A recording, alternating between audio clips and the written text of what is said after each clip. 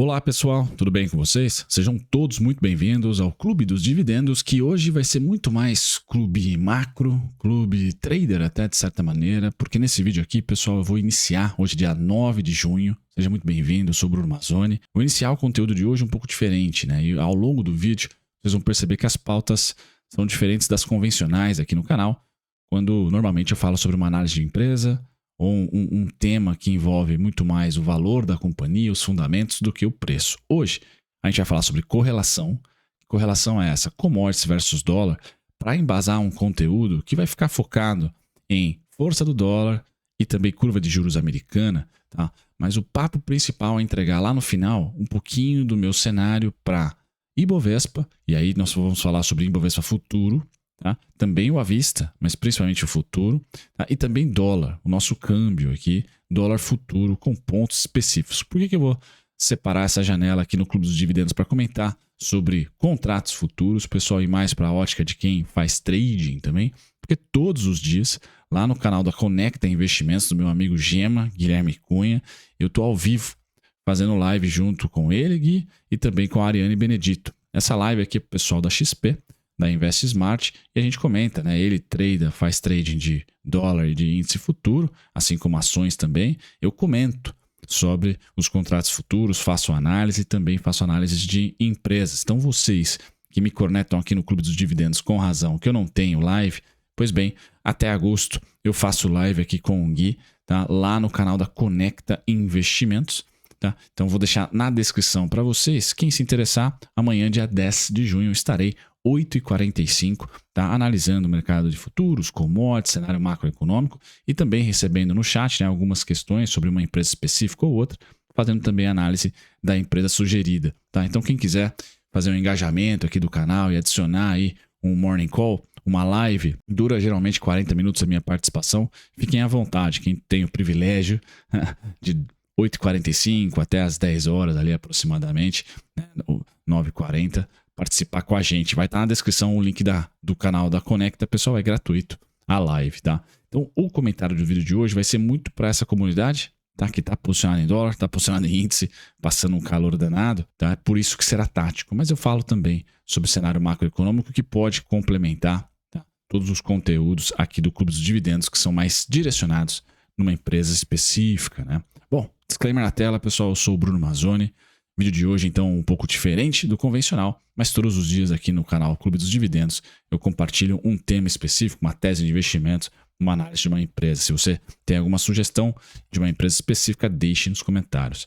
Pessoal, o principal intuito do vídeo aqui é iniciar, dar o pontapé dizendo como está difícil fazer leitura de correlações, tá? Seja moeda, seja commodity, seja ativo financeiro, principalmente no mundo fora dos Estados Unidos, né? Simplesmente porque o ciclo que nós estamos vivendo hoje, ele não deu as caras, ele não colocou pra gente quem que vai vencer o jogo. Se é um fortalecimento da moeda americana ou se é mais uma pernada, mais um fortalecimento das commodities, tá? E eu sempre que analiso commodities, eu utilizo o índice CRB, tá? Que para mim é o melhor, engloba desde agrícolas, como eu coloquei nas fotinhos aqui, como metálicas e energéticas, tá? Então é o índice, na minha opinião, mais completo para se olhar. A Bloomberg tem o próprio índice, os grandes bancos têm os próprios índices, eu utilizo o CRB, tá?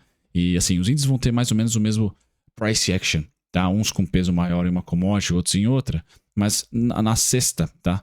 Eu acho que vale a pena você sempre analisar a DXY, que é a força do dólar contra a cesta das moedas do G8, versus um índice de commodities, porque a correlação tende a ser negativa. Onde um vai, o outro faz o oposto, tá? E o contexto desse gráfico, pessoal, traz 2000 a 2024. Tá? Eu quero dizer, acho que visualmente fica fácil, que quando o dólar cedeu no boom das commodities ali da década de 2000 a 2010, as commodities voaram. Tá? Tivemos a crise, as linhas verticais cinzas, eu espero que vocês consigam ver aqui, tá? São as duas crises, né, sistêmicas, 2008 e 2020. Tá? Bom, depois de 2008, o que aconteceu exatamente ali entre a quebradeira? Dólar ganha força, commodities tem crash, aí nós tivemos a marolinha, né, o retorno das commodities aqui como um bom investimento, foi um retorno rápido e abrupto, tá? Então commodities na parte inferior, dólar na parte superior, acabei não falando, tá? Então nós tivemos a marolinha aqui e o dólar cedeu. Show, beleza. Depois, logo em 2011, já para 12, nós tivemos o dólar subindo e as commodities caindo, tá? E aí o período em vermelho que eu circulo para vocês, pessoal, é o período que, na minha opinião, estamos vivendo. É o período de nenhum nem outro tem direção. E é o período perigoso. Por que o período perigoso? Porque nós temos movimentos abruptos pós-consolidações. 2013 foi o pior dos mundos para a gente. Foi um crash das commodities, né? Em 2014, em 2015 e fizemos fundo em 2016 nas commodities. Tá? Já o dólar, ele voou. Legal? Então, sempre depois de consolidações, temos um movimento direcional. Vejam aqui como a história rima nesse caso. Tá? Pelo menos em um primeiro caso aqui nós temos a história rimando, que é o seguinte: crise sistêmica, linha não, né? Retângulo aqui, vertical, dólar para cima, commodities para baixo, beleza? Crise sistêmica 2020, o que aconteceu? Commodities para cima, dólar para cima. Opa, então aqui temos algo novo, algo que trouxe para nós, emergentes, uma exposição muito favorável para as empresas exportadoras. Vocês olhem os balanços aí das empresas exportadoras, elas simplesmente mudaram de patamar. Porque os termos de troca nunca estiveram tão favoráveis quanto nesse período. Então, o que é novo que eu comentei aqui? Pós-2020, pela natureza da crise sistema que nós tivemos de travamento de oferta, produção, né, lockdowns, etc., nós tivemos commodities para cima, dólar para cima, super inflacionário. Tá? E aí o pico em 2022 para algumas commodities, em 2021 para outras, e para o dólar em 2022, tá? 2021/22, nós tivemos tanto o DXY, força do dólar, estabilizando, quanto as commodities estabilizando, certo? E o que nós estamos vendo em 2023, vimos também em 2024? Os dois para cima. Bom. Então, esse momento, pessoal, é crítico, porque eu não acredito que nós vamos ter para 2025, para 2026 ou para 2027, as duas andando para cima. Vamos supor que para a mesma direção, não necessariamente para cima. Eu não acredito nisso. Então alguém está mentindo em 2024, tá? Porque ambos estão ganhando força. A mentira vai ser do dólar, como foi ali em 2017, por exemplo. Rompe máxima e nananina, volta tudo. Vai estar ali. Tá? Ou a mentira vai ser as commodities, 2014. Rompe máxima ali momentânea daquele momento e depois desaba. Aqui temos um perigo muito grande mesmo. Porque isso, a sua tese aqui de que quem está mentindo vai intensificar ou não os seus aportes, por exemplo, nesse momento, em junho, entre renda fixa e renda variável. Porque quem sofre mais aqui num cenário de 2014? É o Ibovespa. Com certeza é o Ibovespa. Tá? Quem sofre menos aqui são os fundos cambiais. Então você vai para fundo cambial ou você vai para as rendas fixas, né? Que hoje está uma maravilha. Né? Tanto CDI, pré como IPCA estão maravilhosos. Então essas setas todas, pessoal, é para dizer para vocês que ainda a gente não se decidiu se é crash de commodities ou se é uma lateralização mais contínua ou até uma queda para o dólar. O que não dá para acreditar, e aí é a minha opinião aqui, é que a gente vai ter mais um movimento como 2021, tanto de dólar como de commodities subindo, ou seja, essa última seta aqui igual para ambos. Não acredito que isso vai acontecer. Não acredito mesmo que isso vai acontecer. Então há necessidade de se fazer uma aposta. E aqui, nesse primeiro quadrante, é o conteúdo que eu acho que é bem correlacionado com o clube dos dividendos mesmo. Porque aqui nós, como investidores, e aí não a minha live lá que é voltada para traders, a gente tem que fazer a única escolha que a gente tem como investidor é compro mais ou compro menos. E aí quem é um pouco mais experiente ou arrojado vai para o mundo de opções também, ou vai para o mundo de ETFs para fazer ali um hedge, para fazer ali um short, né, alguma coisa com BOVA11, seja em opções ou na venda do ETF próprio. Então a gente simplesmente olha para isso e vai falar assim, Bruno Mazzone, o que eu acho, pessoal? Eu acho que em 2024 a gente ganha mais um ano de lateralização, mais um ano ainda no redondinho vermelho, mas eu apostaria aqui favoravelmente ao dólar no longo prazo e não às commodities. Tá? Seria a minha opinião. A não ser que a gente monte vários outros cartéis aí que não só o cartel que nós vemos clássico aí no mundo do petróleo, mas eu olharia para as commodities tendo um downside, indo para baixo nos próximos anos, pelo efeito das políticas monetárias restritivas dos últimos 12 a 18 meses nos países desenvolvidos, do que acreditar que, olha, os países desenvolvidos vão ter o soft landing ali, vai conseguir simplesmente crescer para caramba pós uma política monetária que vem se acumulando restritiva. Então, Bruno acha que 2024 ainda é muito legal para os emergentes, mas o que a gente está esperando aí para 2025, 2026, não é um mundo tão doce para as commodities, tá? Por enquanto, é esse o meu cenário. Por isso que eu não desisto de renda fixa continua aportando, mas no curto prazo, por acreditar que ainda é um cenário muito bom e o sinal que o ETF de commodities nos deu em 2024 foi até melhor do que o sinal que o dólar dá. Então eu tracei essa linha horizontal em preto para dizer, olha, o dólar não rompeu máxima de 2023. O CRB rompeu, está rompendo, na verdade, máxima de 2023. Esse é um gráfico mensal de ambos os ativos. Então o sinal é muito bom para o curto prazo, para emergentes. Tá? A gente tem o câmbio se valorizando, ou seja, o câmbio, na verdade, o dólar se valorizando, as empresas exportadoras, que é boa parte das empresas em bolsa dos países emergentes, tendem a se beneficiar desse movimento. E a gente teve um respiro do minério de ferro recentemente. O petróleo está lateral, então a gente não tem nenhum grande crash, nenhuma grande alta nas commodities específicas, mas o dólar ali ganhou uma certa tração e os preços das commodities estão bons ainda. Tá? Por esse cenário, que a gente não tem nem DXY e nem CRB pós 2022 ali, direção. Os dois estão andando de lado. Tá? E esse papo aqui, pessoal, então ele é bem focado para o investidor. Não vai ajudar em nada o trader, tá? Que é o próximo segmento aqui do vídeo. Para o investidor é legal, pelo menos eu espero que seja legal, porque estamos numa consolidação nos círculos vermelhos.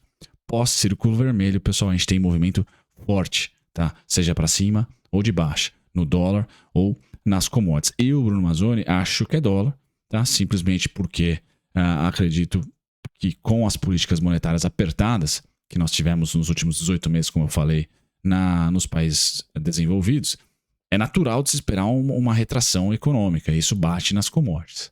Tá? Posso estar redondamente enganado. Pessoal, redondamente enganado. Por isso que, como investidor, eu estou 65 nesse momento renda variável, tá? 35, 40 renda fixa, por acreditar em um rally tático, principalmente para a velha economia, né? Dow Jones nos Estados Unidos e emergentes aqui.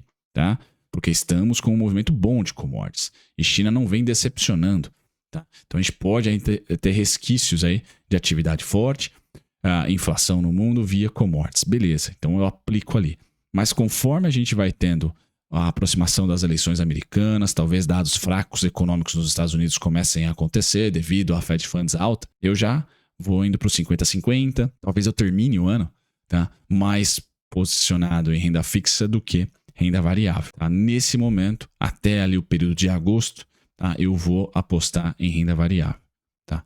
Até porque estamos caindo, tem boas oportunidades, na minha opinião, e eu ainda acredito num rally para os emergentes tático até agosto. Mas passado agosto, setembro, tá? Eu já devo, conforme os dados, e se a minha tese, por exemplo, materializar, né? Uma desaceleração um pouquinho mais forte, vamos assim dizer, nos Estados Unidos principalmente, temos ali um mundo que muito provavelmente o Trump é um candidato que fortalece o dólar por todo o seu protecionismo econômico, né? A gente pode ter o dólar tendo força, assim como foi na eleição, na pós-eleição e início do trade war, né? Da época do primeiro mandato do Trump. Então, dólar me parece o cara que vai vencer, que não está mentindo. Tá?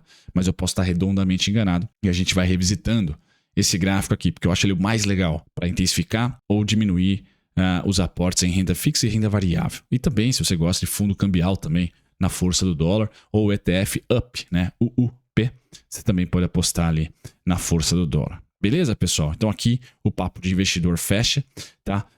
Com uma curiosidade dizendo, olha, o dólar de 2009 para cá é um cara que tem tendência de alta, trancos e barrancos, o DXY de 2009 para cá, após 2008, que é essa última queda, a gente percebe que é um cara que está subindo, tá?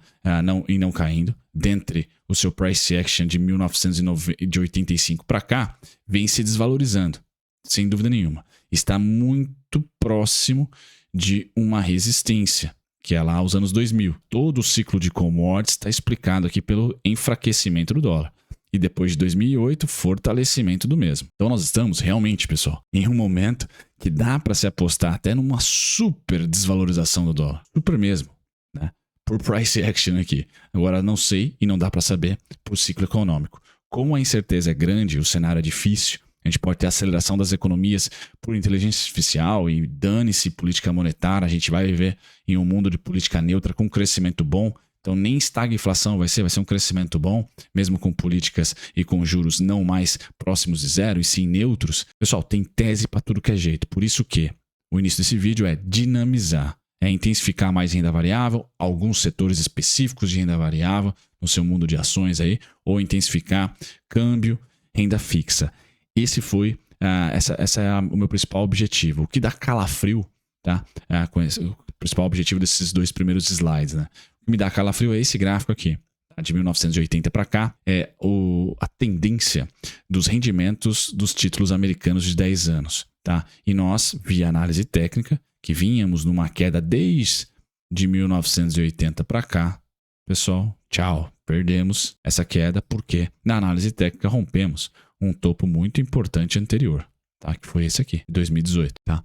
Então, a minha tese é de juros neutros para a próxima década. Não é nem 5 anos, acho que década. Então, juros neutros em país desenvolvido é 2%, 2,5% de Selic, de taxa de juros acima da inflação. Para nós aqui, a gente pode pôr 4% a 5% acima da nossa inflação. Então, de novo, pessoal, não acho que nada que vai ter morte, vamos assim supor. Nem renda fixa vai morrer e nem renda variável vai morrer. A gente só vai precisar, de fato, ter, eu acho que um conteúdo mínimo macro para intensificar ou diminuir os aportes entre renda fixa e renda variável, e vai ter renda fixas boas em determinados momentos, em geografias diferentes, e aplicações em renda variável ótimas em geografias diferentes. Então, menos pragmatismo em só investir em uma geografia, porque muito provavelmente não teremos, em um primeiro momento, bancos centrais uníssonos ali, né? Todos indo para o mesmo movimento. Cada um vai ter especificamente ali um momento de aumento de juros para ir contendo, né? E colocando esse juros neutro de acordo com a oscilação da inflação. Então, esse gráfico aqui, pessoal, é o gráfico que fala que agora é diferente. Tá? E eu odeio isso. No mercado financeiro é péssimo, tá? Mas não dá para se dizer que estamos em uma mesma tendência. Tá? A gente passou da década de 80 a 2021 cedendo nos rendimentos. Agora a gente tem o oposto. Tá? Por esse gráfico, ele corrobora comigo, tá? Por acreditar então que é juros neutro para a próxima década e que não vamos ter mais Fed com juros baixinhos e a economia lá tende a ser mais forte do que em outros blocos. Esse gráfico aqui, ele ampara o primeiro e a minha tese, que é de que quem está mentindo no curto prazo pode continuar mentindo, mas que no médio prazo, devido a um rendimento mais forte dos títulos e pagando mais juros, fortalece mais a moeda, o dólar deve ser o cara que espicha para cima e não as commodities, tá? As commodities eu vejo a oportunidade maior de espichar para cima pela oferta, se de repente a gente tem novos cartéis e não por crescimento econômico, porque de novo, juros neutros, mesmo com inteligência artificial e tal, eu não vejo ali sendo algo que vá exponencializar as economias. Até porque na última década nós vivemos com juros baixos. Tá? O Japão vive há muito tempo com juros baixos e a gente não viu nenhum crescimento muito robusto. Tá? Por isso até que as commodities cederam em 2013, 2014. Então, a gente não viu mais crescimento econômico como 2000 a 2010. Bacana, pessoal. Para finalizar, prometo. O que aconteceu aqui em 2000, pessoal, que mudou a regra do jogo e trouxe muita produtividade. E a gente pode estar vivendo de novo esse momento de produtividade em 2024. Prometo, é a última vez, a última parte desse slide aqui. Nós tivemos o www e a internet aqui. Tá? Sei que teve bolha, sei que a Nasdaq cedeu pra caramba, mas no mundo de commodities e de crescimento econômico, isso pode ter feito, pode ter corroborado, né, para um ciclo favorável aí econômico, tá? E não favorável para o dólar. Então a gente pode estar na mesma música, tá? Uma bolha na Nvidia, uma bolha em algum lugar, story, tá? Mas a década para o mundo aí de crescimento econômico pode ser muito favorável. E aí sim, commodities, a gente tem o norte como sendo destino e não o sul. Tá vendo como fácil não está? Por isso, pessoal, tenham a porcentagem ao seu lado. Vão dinamizando a renda fixa, renda variável, câmbio, tá? Que eu acho que nada é 100%. Não vale a pena dar all-in na bolsa, mesmo com 6 meses de queda. Tampouco no dólar, tampouco em commodities, tampouco em qualquer ativo específico. É interessante você ter dinâmica de intensidade e saber que, olha, daqui 6 meses pode ser diferente, tá? Porque nós estamos em um pico, em um momento de política monetária muito agudo, que não é fácil, não é normal, tá certo? Bom, pessoal, fiz o merchan aqui da Conecta Investimento. Entrem lá no YouTube, tá na descrição para vocês, e acompanhem as nossas lives de segunda a sexta.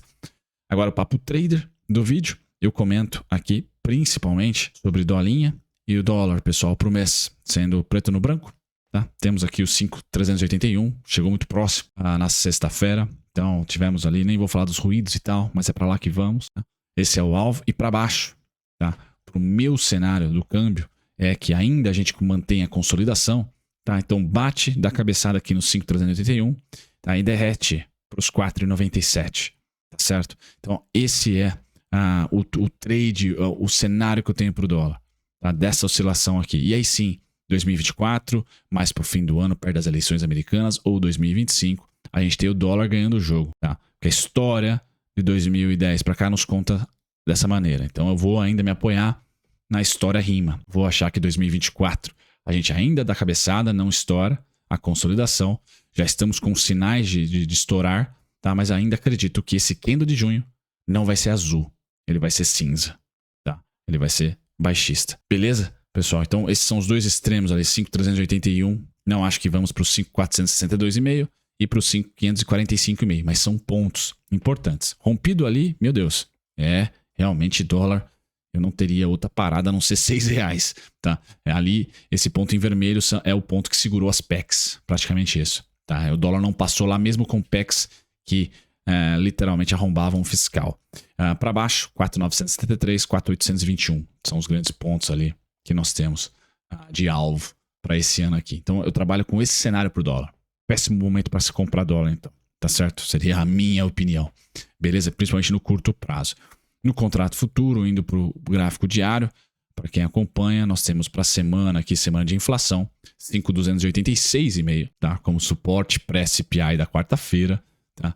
E 5,381 está muito próximo. Então saibam que a pressão ainda é compradora para cá, tá? Eu teria esse nuance para o contrato, o suporte, tá? Como vence mensalmente, pessoal, o suporte ele começa no 5,222 e ele vai finalizar aqui muito próximo do 5,201,5, tá? 5,206, 5,202, ou seja, 5,20 acaba sendo o suporte para o dolinha nesse momento. Para a semana, 5,286,5 e 5,261 é o que eu trabalharia, tá certo, pessoal? Como suporte para o dólar, na sexta-feira nós tivemos um movimento muito feio, né? Rápido, de alta, direcional. Então os pontos estão bem distantes. E na live eu sempre trabalho com mais detalhe aqui nos pontinhos. No índice, pessoal, os Zé Vendinhas, eu não vejo um momento muito bom, porque estamos em queda já consecutiva, indo para o quarto mês consecutivo, 6, se não contarmos em fevereiro. Então as melhores vendas para o índice estão no 125,500 e no 132, 130. No momento, tá? O índice, pelo fechamento de sexta, infelizmente, libera aqui a casa do 111, não digo, mas deixa eu ir aqui para o gráfico, libera a casa do 117, ali aproximadamente, tá? É a região que mais me interessa no índice. Até vou trazer aqui para vocês o Ibov, para facilitar a leitura. Então, o fechamento de sexta-feira libera no Ibov à vista, onde eu faço análise, tá? Infelizmente não paramos no 121,256, que era meu ponto favorito para parada. Sexta-feira estávamos com tudo para parar, mas aí um ruído chato pós-almoço aconteceu. Então 119, 160 é a próxima parada para o à vista, tá? Onde eu vou mirar, tá? E o mais forte, 117, tá? Toda essa região aqui, pessoal, que é bem íngreme, 117,98, 117 mil, 115,700. 113,700. São os 4 pontos para a semana, tá? Independentemente do CPI, 119, 160, 117 mil. Beleza, pessoal? Voltamos aqui tudo. Caso a gente ceda para 117, nós praticamente voltamos até outubro, tá? Regredimos até outubro. Beleza? E a venda, como eu falei, começa no 120,500, 124,500, 125,500. Tá. Market breadth, pessoal, não vendo, né? O Ibovespa está muito descontado, é o maior desconto do ano, inclusive as duas médias estão no verde, tá? Então não é um bom momento, por isso que eu falei, quem é Zé Vendinha, espera voltar para o 125, tá? É um trade bem provável de isso acontecer, tá? Um respiro, pelo menos, pessoal, no 125. Para os traders, índice futuro, pessoal, nós temos aqui, segunda-feira, a parada entre 119,640, tá? E o 117 também. Então, como nós estamos se aproximando do fim do contrato, quarta-feira rola o contrato, pessoal. Ibovespa futuro e Ibovespa à vista tendem ali a se aproximar nos preços, nos valores, nos pontos. Então, aqui, né, antes da rolagem, 117,345 seria o pior ponto. 117 mil bola, tá? Assim como a vista antes 119.640, tá? Resistência primeira 123.755, tá? E a principal, Zé Vendinhas aí, pessoal, a partir dos 125.670, mas principalmente, minha opinião, pelo menos, tá? A gente vai estar de olho aqui nessa faixa, 126.875, tá? 128,90, tá? Como sendo a principal faixa aí para você aí sim, depois de um respiro do Ibovespa, apostar na compra de put, na venda de call, na venda do BOVA11, via opções ou ETF mesmo. Beleza, pessoal? Então, esses são os pontos. A gente vai trabalhar bastante ao longo da semana esses pontos lá no gráfico intradiário. Eu adentro no gráfico intradiário do mini contrato. Quem gostar e se interessar, fiquem à vontade aí para acompanhar as lives, pessoal. Todos os dias úteis aí. Faço merchan lá da sala do Gui, que é um trader de mão cheia. Eu não trado, só corneto. Então, minha vida é muito mais fácil. Certo, pessoal? Feito isso, fico por aqui. Vídeo longo, macro, chato. Espero que vocês tenham tirado algum tipo de aprendizado, ou pelo menos, não é aprendizado, né? Porque eu não sou professor, mas um cenário é muito importante para o investidor, porque a gente investe todo santo mês, né? Em alguma coisa, quando sobra um cascalho. Então a gente precisa saber se investe mais ou menos, e aí ter cenário, base, pessoal, é sempre importante. A gente pode errar, e vai errar bastante. Olhem o Boletim Focus, erra todo ano, e são economistas profissionais, tá? Os fundos, ninguém bate o CDI, ou muito pouco bate o CDI, então assim, todo mundo erra. Tá, mas é importante ter um cenário base, porque isso favorece a operação. Senão a gente fica congelado, não faz nada. Deixa dinheiro na poupança. Então é importante construir um cenário sempre. Pelo menos essa é a minha opinião. Pessoal, é isso. Link na descrição pro YouTube do Geminha. Vejo vocês no próximo conteúdo. Tchau, tchau.